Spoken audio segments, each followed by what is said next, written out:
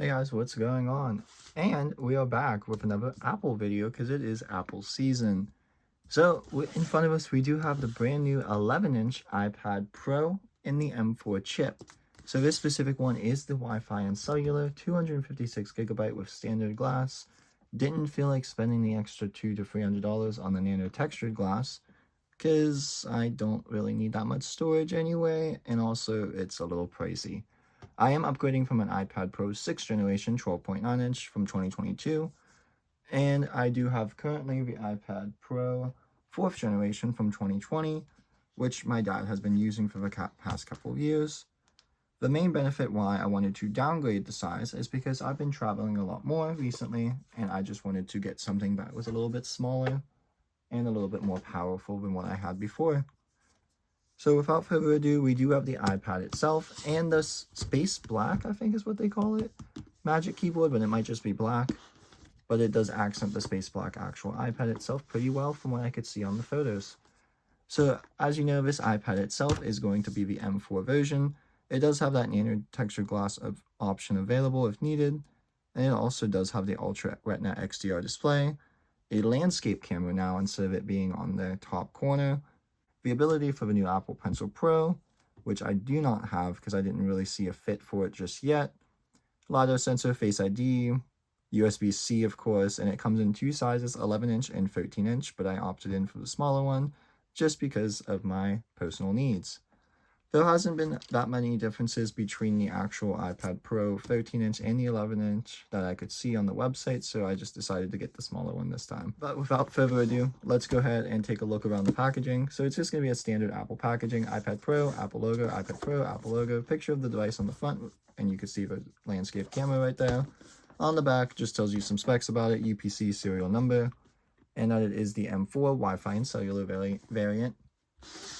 And the Magic Keyboard box isn't anything fancy as well, just going to be the Magic Keyboard itself inside of here. And then it just kind of snaps on just like before. I do have the older generation Magic Keyboard, which I have two variations of it actually. The white one, which is on my current iPad, which is what I'm recording this off of in 4K. And then the original Magic Keyboard that I got for my 12.9-inch iPad Pro, which is right here. But yeah, without further ado, we should just go ahead and crack into some things now, shouldn't we? We will start with the iPad first, and then we will go from there to the Magic Keyboard. So the one thing about these iPads is that they are really thin, so it is around 5.1 millimeters thin, which is about a little bit smaller than the thickness of an older iPod Nano, which is kind of cool for it being an iPad, but I do want to know how well it is going to be bend-proof in a sense. So I guess we'll test that out in the future, and just with general usage. So there is two pull tabs that allow you to crack into the iPad itself, just like typical Apple packaging. So both of these pull tabs, one would be at the top and one would be at the bottom. So without further ado, let's go ahead and take a little crack. Pulling the first tab off at the top and the second one at the bottom. Flipping over the box will reveal, of course, the iPad itself. Flipping her on over and releasing the iPad itself.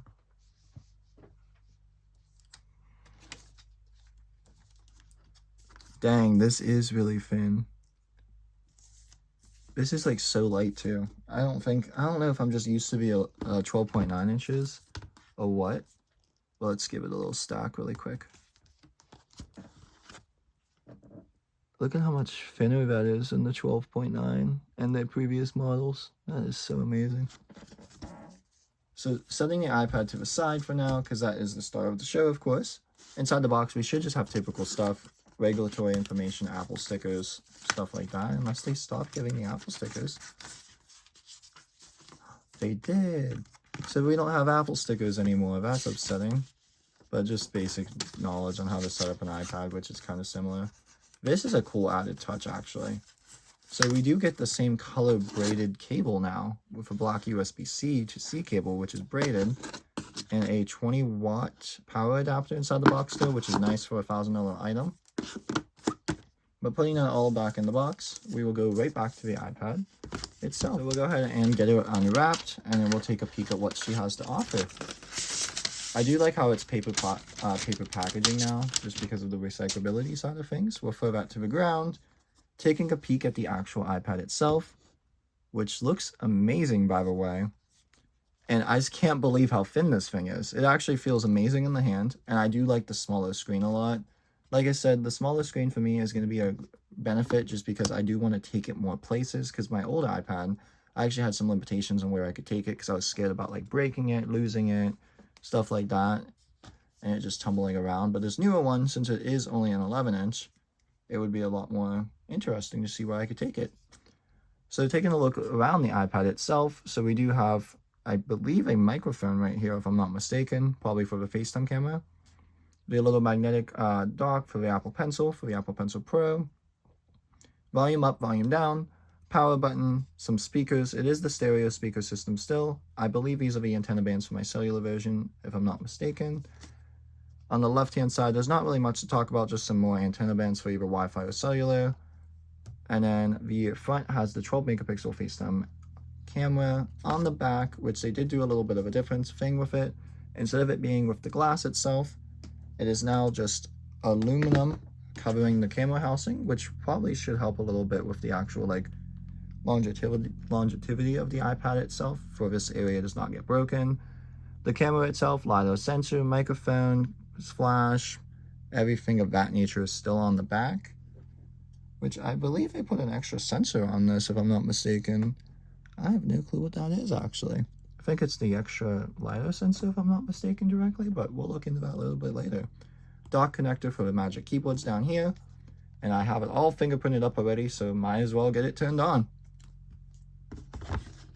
Okay, so let's go ahead and boot this thing up itself, just to see what that screen looks like. It is an OLED display panel inside of here this time, which will be quite interesting to see. I don't know why it booted itself up upside down, but we'll let it do its thing.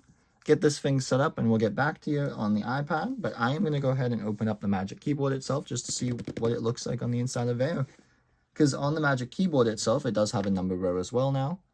I'm hoping that this doesn't pick up on my iPad I'm recording off of to do a side-by-side, because I'm just going to do an iCloud restore, but we'll see how that goes.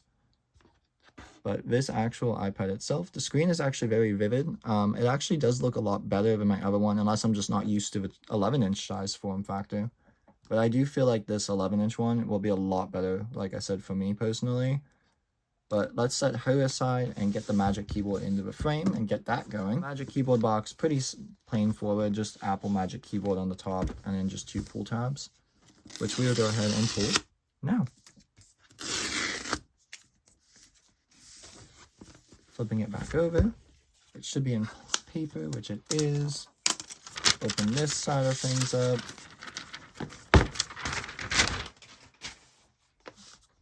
And it does have the little divider just for the actual iPad in here. And in this box, it should just be regulatory information. There's not really going to be any instructions or anything like that inside of here. Just because there's not much to know about a keyboard. As long as you know how to use an actual like computer, you should be golden to use the actual keyboard itself. Setting the Apple keyboard to the side, and let's go ahead and dock this thing for the first time on the Magic Keyboard. Ooh, that is actually a lot better than before. So I'm not used to the little gap. So the old Magic Keyboards used to have a lot more of a gap between like the bottom and this, unless it fits, like I said, just because of the 11-inch model. But this is what it would look like inside of the keyboard itself. The keyboard does add a good bit of weight to it from what I can see. We still have the USB-C connector on the side. Of course, your other one would be the actual iPad. All ports are accessible. This Magic Keyboard is not going to really be for like the protection value, but it would be for the actual like functionality value of it, because I do a lot of typing inside of that keyboard itself. Comparing it to the older model of the keyboard, so you see how this has a little bit of a gap under here, and you can actually put your finger under it. That is now gone with the newer one, which is kind of interesting. But like I said, unless I'm just not used to the 11-inch one, which could very well be that, taking a peek at both the iPads side by side, you could just see how much thinner this one is and how much smaller this one is, of course, from the 12.9-inch from before, which I am not mad about, as I make a lot of noises trying to get everything situated.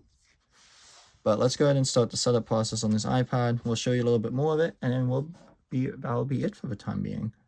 So we're just going to do English, next, setup without another device. Let me go ahead and put in my Wi-Fi password, and whenever it gets back to the main page, I will get back with you guys. Okay, so while I was setting this up, I just did a software update really quickly. I forgot to mention that the new Magic Keyboard, it has a different trackpad now. I think it's the force click trackpad is what they called it. But whenever the iPad is off, the trackpad doesn't have any input like the old one, where you would able to just like kind of go on it and click it at any time. So I think it's a force touch one now, which is kind of nice. And then the number keys, of course, at the top, and the special function keys, I should say. So brightness up, brightness down, play pause. So pretty much everything you wanted in it. You can lock the screen and stuff like that now, which is kind of nice. But let me continue setting this up. I had to wait for that software update, which took about 10 minutes, and we'll get right back to you. Okay, so we did get it all set up. I just restored it from a backup from my old iPad, so everything is going to be the exact same of where I left it. And this thing is pretty quick at doing things, which is really, really nice from what I could see. But of course, I do have to go through and test it around a little bit just to see how well it performs versus the old one. So maybe that will be a different video, but stay tuned for that one. There's not much else on this video that I wanted to talk about besides that the new iPad Pro is amazing if you are going to be doing like a more in-depth thing with your iPad where you want to use it all the time or something like that. If you don't think you need all the features of this one, go with the iPad Air that just came out instead. I will not be buying one of those just because I do not need one of those at all.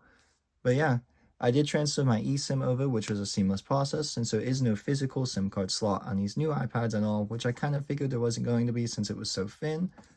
But we'll just go through and play around with it a little bit, see how I like it, and keep you guys updated on that side of things. Without further ado, hopefully you guys enjoyed this. If you liked it, go ahead and give me a like, give me a subscribe. Watch my YouTube Shorts. I've been posting a lot of gaming content inside of that side of things recently.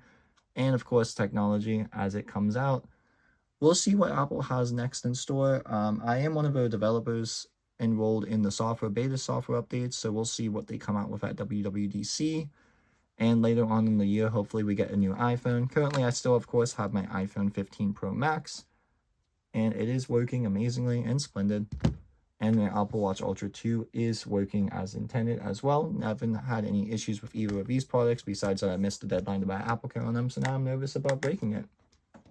But yeah, hopefully you guys enjoyed this. If you did, like I said, give me a like, give me a subscribe. If not, that is completely fine. Thank you for watching, and you guys enjoy the rest of your day. Bye now.